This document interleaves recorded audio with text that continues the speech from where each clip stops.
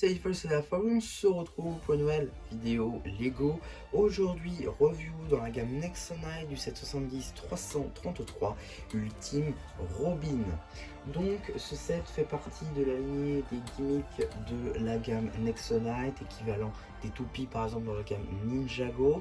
Un set qui permet donc d'obtenir une mini-figurine de d'un des personnages favoris de la série, également des petits pouvoirs Nexo, mais en tout cas on va tout de suite en faire le tour. On va commencer justement par la mini figurine. Ici nous pouvons observer la mini figurine de Robin Ultime Chevalier qui est plutôt pas mal, qui reprend un petit peu le modèle de la série, donc ça c'est plutôt cool. Et donc ses cheveux assez simples qui sont en fait un recolor de ceux de Luke Skywalker, c'est de la tête, une tête d'enfant City aussi assez simple. Ici nous avons un recolor encore une fois de l'armure de chevalier présente dans le magazine notamment, vous savez en orange transparente, ici donc totalement argenté. Pour ce qui est du torse, on va voir un petit peu plus précisément derrière, on va voir un petit imprimé coque.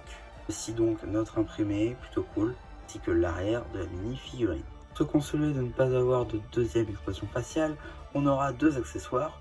Le premier étant une épée moulée comme ceci. Le deuxième est un bouclier Nexonite dans lequel on va pouvoir mettre des pouvoirs Nexo. On va tout de suite voir d'ailleurs lesquels sont disponibles dans ce set.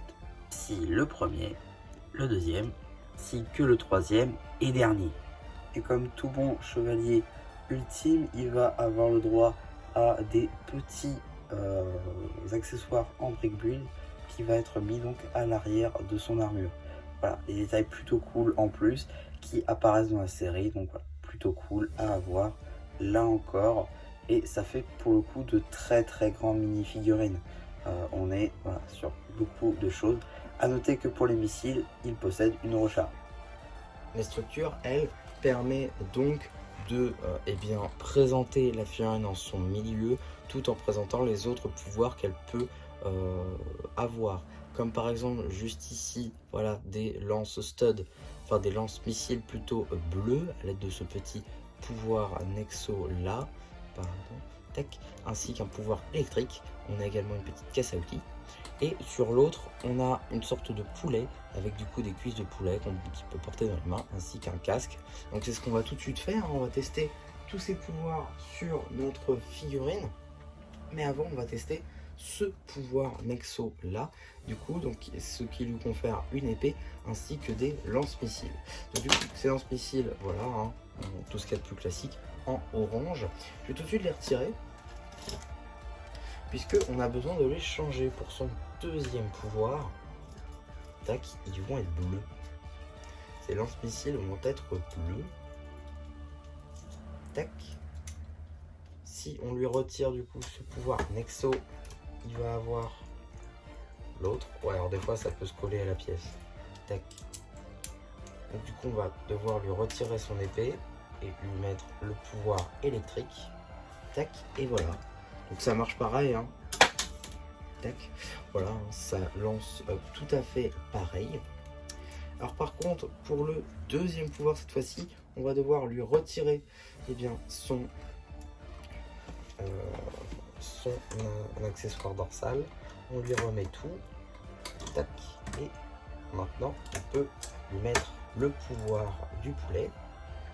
En lui mettant une cuisse de poulet dans la main. Ça risque d'être pas très pratique. Et on lui retire ses cheveux et on lui met la pièce de casque, qui va d'ailleurs super bien avec son armure du coup. Et voilà, on a donc un chevalier poulet avec une armure totalement argentée. Donc globalement ça passe assez bien, hein. C'est la fonctionnalité principale du set, donc encore heureux. Mais voilà, ça marche assez bien. Et du coup ça permet d'avoir plusieurs pouvoirs Nexo sur une même mini figurine. Donc là-dessus, c'est assez ingénieux, je trouve. Le seul problème, c'est que ce genre de set, on en fait rapidement le tour finalement.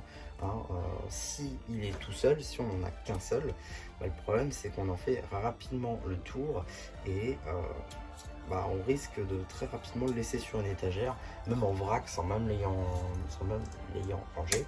Ouais, donc ça, c'est un petit peu dommage, je trouve. Néanmoins, effectivement, si vous en avez plusieurs, donc c'est-à-dire des gentils et des méchants, vous pouvez vous faire la guerre avec le pouvoir Nexo.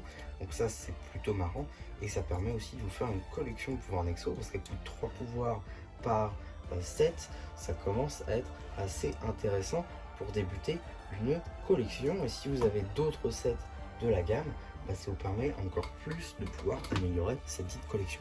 En tout cas, voilà pour ma review sur ce set. J'espère en tout cas que ça vous aura plu.